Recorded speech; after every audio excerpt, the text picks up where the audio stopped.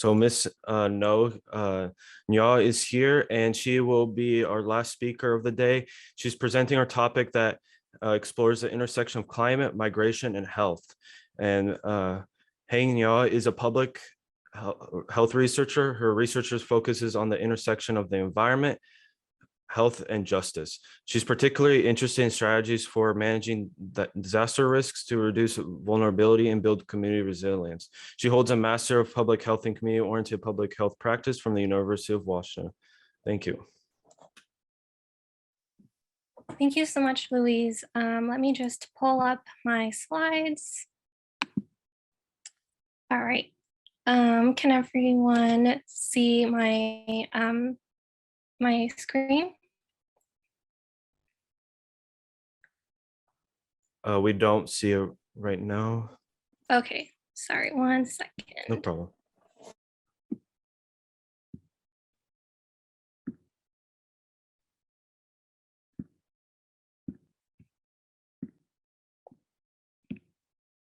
Okay, how about now? Yes, we can see it. All right, perfect. Thank you so much, everyone, for joining the session. So I'll be presenting a very brief overview on the intersection of climate migration and health, and then I will go into a more deeper dive into our research in Vietnam. So migration has always occurred, and it's been a really important strategy for people to cope with adverse social, political, economic, as well as environmental effects or challenges in places where they live. And so we know that people have migrated to improve their livelihoods, as well as due to conflicts and violence. And so most recently, the conflict in Ukraine is one example of a lot of people migrating. And so we do hear from the media a lot about international migration, but the most common migration that occurs actually happens internally within the borders of countries. And it's estimated that around 763 million people migrate internally, which is a very large number. But climate change and variability is expected to increasingly contribute to and further increase migration. And so the World Bank Groundswell report did a projection, and they projected that by 2050, 216 million people across 6 different world regions will be moving within their countries if no climate action is taken to reduce greenhouse gas emissions. And so this is really important for us to be able to understand how climate migration affects health. And there's a lot of different factors that are involved.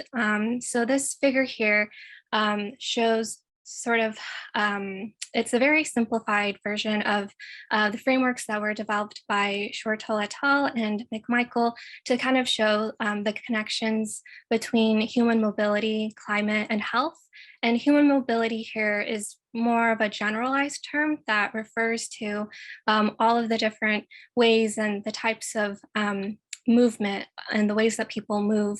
And so the framework shows how climate variability and climate change impacts such as extreme weather events, sea level rise, and droughts can shape human mobility as well as health.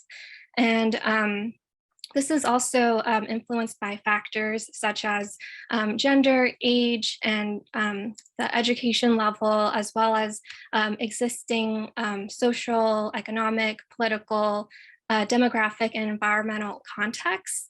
And so it's really important to think about climate change not as a sole driver of like human mobility or migration, but that it interacts with a lot of other factors to drive migration. And if you look at the human mobility box on the right side of the figure, it's a two-way arrow. And so people can migrate for a whole bunch of reasons that may be unrelated to climate change, but they can migrate into places where there are climate change impacts. And so it's really important that to kind of note sort of the two-way migration that can happen.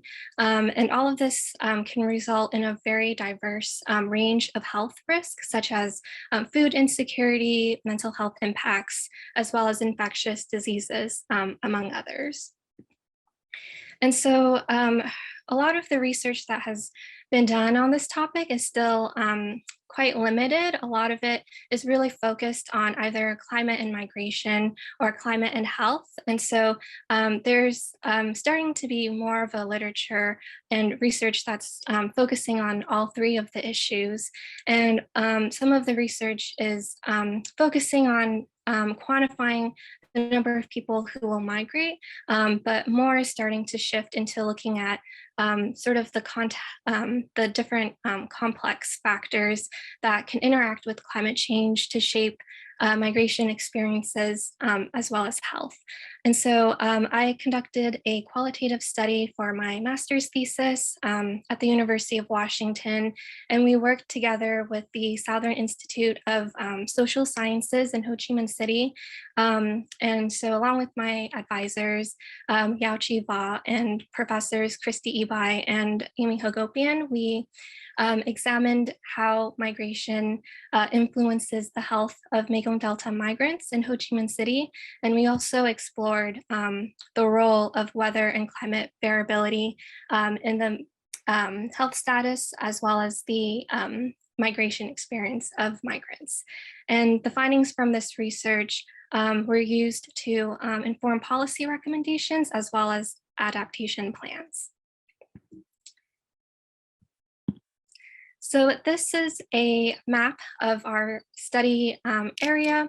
And so from the map on the left side, we can see that Vietnam has a very long coastline. And so that makes it particularly geographically vulnerable to climate impacts. And also within the countries, there are a lot of deltas as well, which also contributes to the country's vulnerability. And so for our study area, we focused on the Mekong Delta region, as well as Ho Chi Minh City, which is highlighted in red. And both of those areas are located at the very southern tip of the country.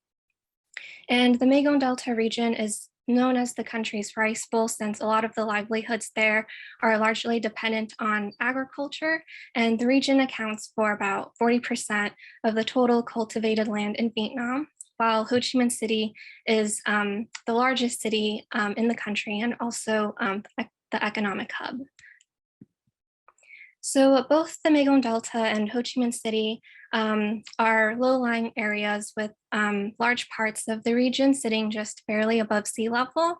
And so this makes it vulnerable to climate impacts. So for example, in Ho Chi Minh City, the city has experienced a lot of flooding and extreme weather events such as heat waves.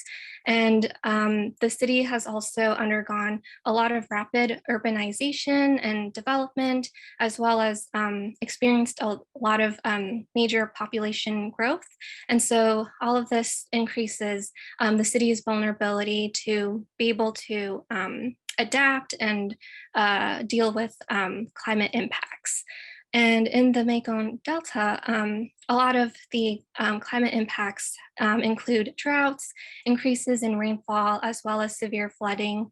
And these impacts have had a really negative effect on agricultural productivity, and it has also led to people's livelihoods being strained, as well as a lot of damages, loss, and displacement.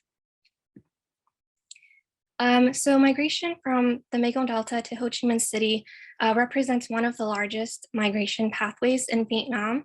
And this rural to urban migration was triggered by major economic reforms in 1986. And so those reforms really promoted rapid economic growth, which was mostly concentrated in urban centers, particularly in Ho Chi Minh City. And so the current migrant makeup in the city is around 20% of the population. But despite this, there's still a lot of really restrictive policies related to migration that creates barriers and challenges for migrants to access healthcare, social services, as well as public education compared to permanent residents in the place of destination. So for this research project, we focused the study site in the destination area. So we conducted our interviews in 4 different wards, in an urban district, Guayap, and a suburban district, Tudak, in Ho Chi Minh City. And those 2 districts have very large migrant populations. And so we were able to conduct a total of 43 interviews in Vietnamese with migrants have migrated within the last 10 years. And we asked them questions that were related to reasons for migration, health status, as well as health determinants and livelihoods. And the participants that we interviewed, so the demographic information or characteristics of the participants, we have that on the table here, which is compared with the migrant population in Vietnam in 2019. And the demographic characteristics between the 2 groups are pretty similar, where most migrants are working age and have an education level of less than high school. And most of the participants that we interviewed were employed in a very wide range of occupations, but most were laborers who worked low-wage jobs. And so from our study, we found 4 main themes that emerged. So the first theme is that migration is a strategy to cope with livelihood insecurity. And so we found that there were other reasons that were mentioned for why migrants made the decision to migrate, which was education and marriage, but most said that the main reason was due to livelihood insecurity because there were just very few job opportunities as well as low wages in the Mekong Delta region. And there weren't really any other industries outside of agriculture that provided job opportunities. And migration was an important way that offered opportunities for people to be able to diversify their livelihoods. The second theme that we found is that livelihood trade-offs in the city produce precarious living and working conditions. And so migrants described their situation in the city as I get this, but lose the other. So although migrants were able to gain a more secure livelihood, more job opportunities, and be able to earn higher wages in the city, the high cost of living and rent contributed to their precarious working and living conditions. Many migrants had to work very long hours and sometimes multiple jobs to be able to cover their living expenses.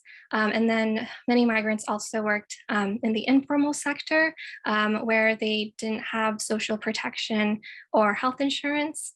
And so most participants lived in rental housing complexes, like the one pictured here, which are often crowded, small, and sometimes they don't have clean water. And then for health status, we found that the self-reported health status of migrants changed after migration.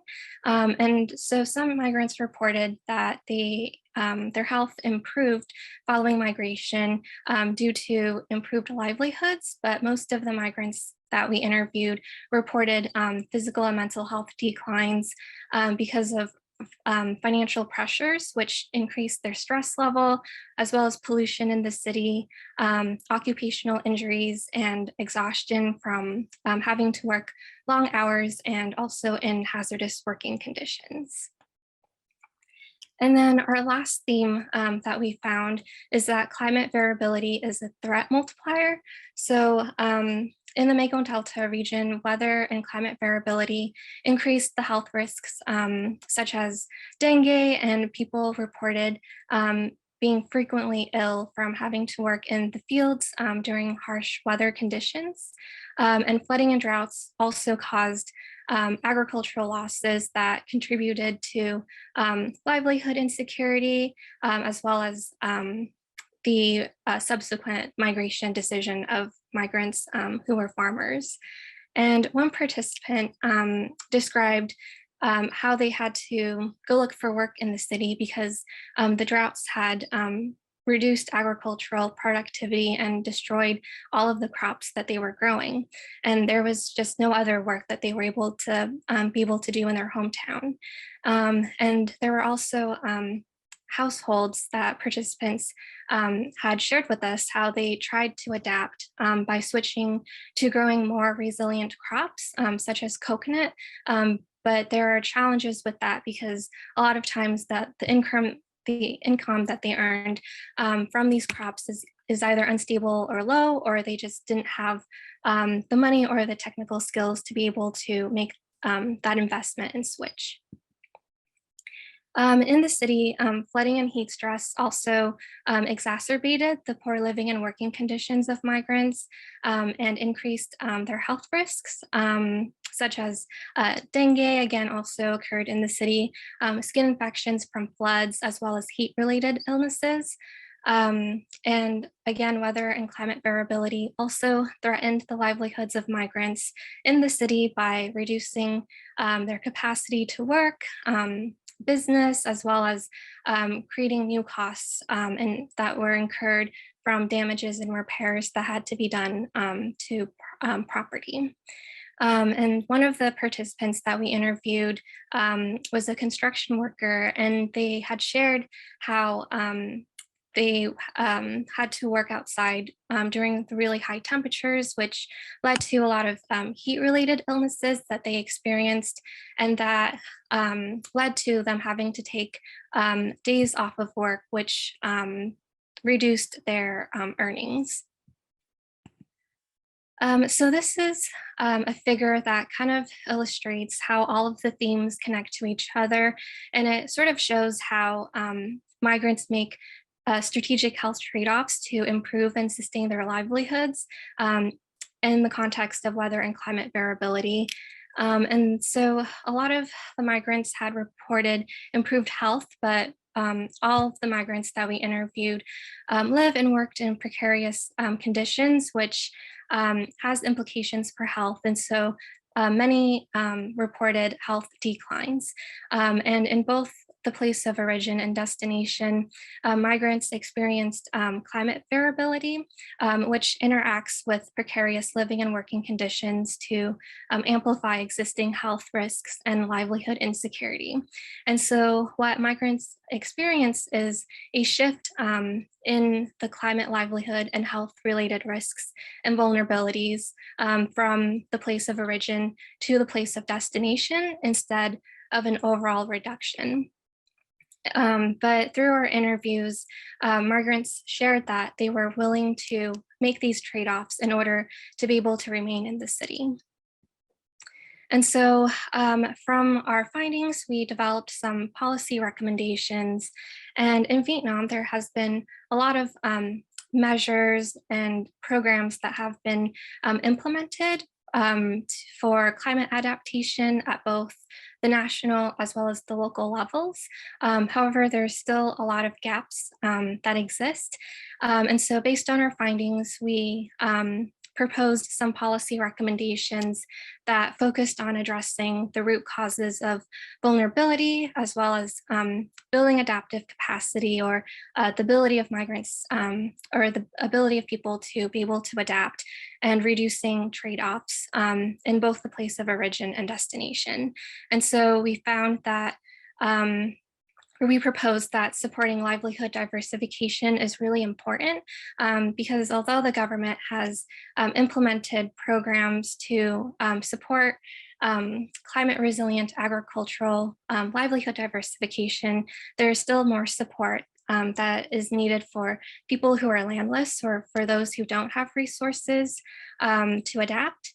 As well as providing vocational training and support for identifying jobs or employment in the city is also critical.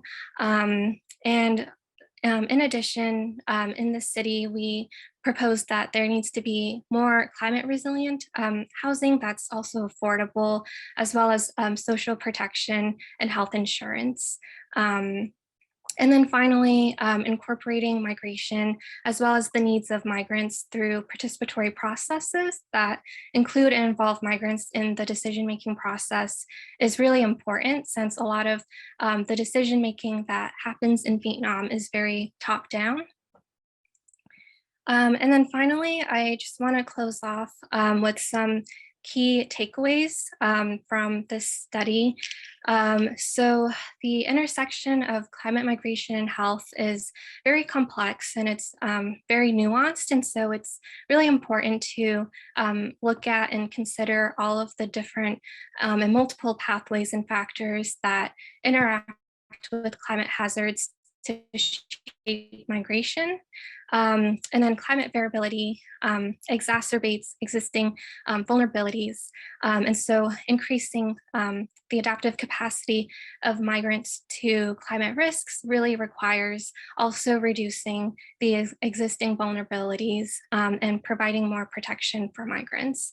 Another takeaway is that, like we found through the study, that even with migration, it's not necessarily a successful adaptation strategy, but it's still really important for providing just another option for people to choose what trade-offs they're willing to make to sustain their livelihoods.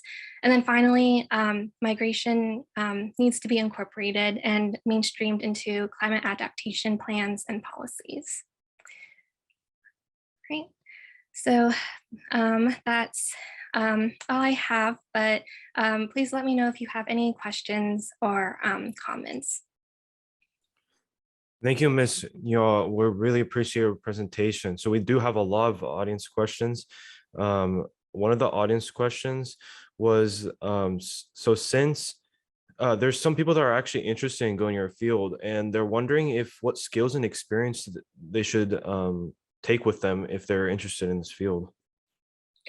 Yeah, well, there's definitely a whole range of things that can be done in relation to climate change work. I think with public health, there's definitely a lot more like trainings and a need for public health professionals as well as providers to be able to really understand climate impacts on health. And a lot of this is very interdisciplinary. So there's definitely a lot of collaboration that needs to be done with this work across all sorts of different fields and sectors. And so I think just being able to not only have the understanding of climate migration and health and just all the different ways that climate is affecting our health now, but also being able to work with others in different fields is a very important skill. And I don't know like what particular area or people are interested in, whether it's in public health or being a provider. I think that not just having the knowledge to be able to understand the impacts, but also we really need people to kind of have the skills to sort of integrate this these kind of this research into sort of the practice. Thank you so much for that. So I think one of the great things about living here in the 21st century is that we have so many wonderful technologies. There's so much being done to protect the natural environment around us. And so a lot of cause for hope and optimism. So how do you see young people as being the face of this innovation, developing new and sustainable technologies that will allow us as global citizens to continue the track we're on? Yeah, that's a really great, just a really, really great question. I think that young people have been really leading a lot of the conversation and a lot of the movements around climate change action.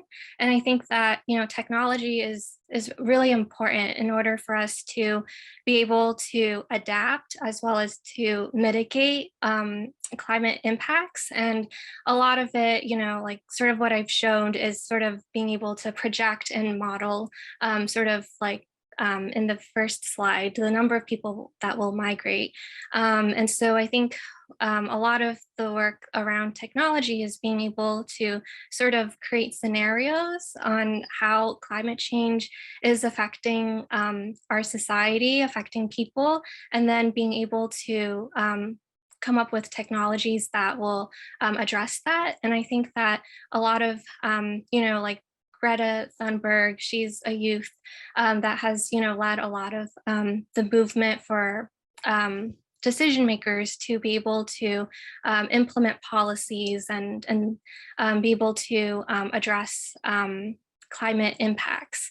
But I think one of the things that is important is to also look beyond technology, because I think a lot of the impacts of climate change is around vulnerability and how prepared we are to be able to adapt. And it needs to be also addressed at sort of the underlying factors in the social and political systems that really create inequities in how certain people are more affected than others.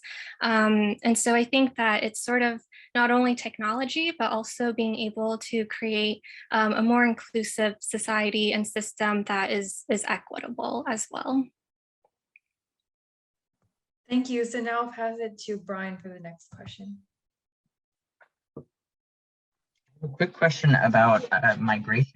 I was curious your thoughts on climate migration within a country. So in regards to some places in the United States hypothetically becoming unlivable in the next like 10 to 20 years, and how that might affect our own country, since we're not kind of crossing international borders. Yeah, that's a wonderful question. And I think there's definitely been some discussions around climate migration within the United States in some areas. And I think we've probably heard maybe about Miami and how like that Miami is sinking and there's sea level rise. And so Miami in the next few years might not exist anymore. And so that's sort of the theory and sort of some of the research that is showing the impacts with what's happening there.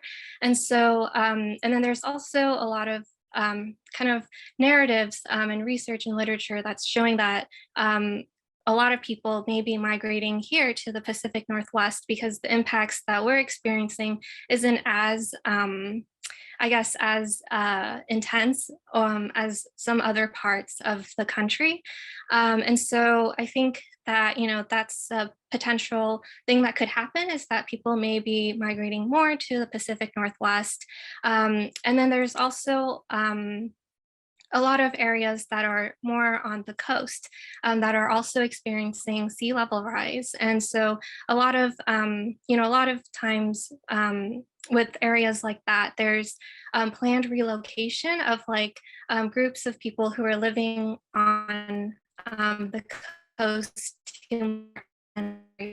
that are kind of less effective, or even with wildfires, a lot of people are having to be relocated from areas that are really affected by wildfires. And so a lot of that is affecting, you know, our country right now. And so I think one of the impacts with that is just how our, you know, health systems and public health systems going to be able to be more prepared to kind of respond to those needs, especially when we have influxes of people that are coming. And so there's going to be a much greater need for our health systems to be able to kind of serve more people, especially when we're dealing with not just greater people that will need care, but also greater people that will be impacted by health impacts related to climate change.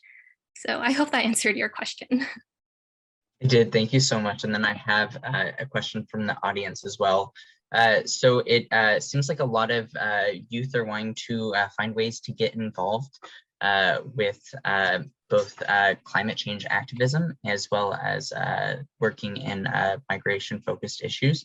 They were curious about opportunities for sorry, I have a cat who's just running around like crazy right now. They're looking about like opportunities for getting involved in terms of like volunteering, maybe career options, college degree programs, etc. Yeah, so I think that there's a lot of ways that youth can get involved. I know, locally we have a lot of kind of groups like 350 Seattle that's doing some organizing work. And so I think that is a great place to kind of look at what you can do sort of on a local level within Seattle to get involved in some of the climate organizing efforts that's happening. And then there's also more community-based work as well with like some organizations like Got Green that's doing more community-driven work. So I think those are some organizations that you all can look into. And then in terms of sort of career and education programs, there's definitely increasingly more training and opportunities at universities, and within the University of Washington, definitely some programs like the program on climate change as one, and I think they might have opportunities for undergraduates as well, but as well as some other programs more related to health within the School of Public Health Environmental Occupational Health program that has some research centers and labs that students can get involved in with research that's happening. We have one more final audience from the question from the audience is, what personally for you inspired you to become a public health researcher? Yeah, thank you for that question. I think for me, one of the things that I really like about research is sort of just how important it is to have evidence when we're doing advocacy work, because a lot of my work sort of started off in the community. And when working in the community, I've kind of seen how we've needed to be able to have evidence that sort of shows, how certain issues are affecting our health, and having that evidence for advocating for policies or advocating for more community resources and investments is really important. And so that's kind of what led me to research and being able to identify problems and questions that are really meaningful to communities to kind of answer and to be able to kind of develop, the evidence for that to really advance community priorities and our advocacy efforts for equity. Thank you so much, Ms. Neo, for that amazing and informative presentation.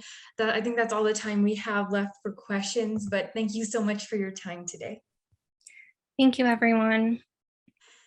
So with that, we conclude our first ever Youth Global Health and Innovation Conference. Thank you so much to all of you for joining, and we will be sending out your participation certificates shortly in the next week.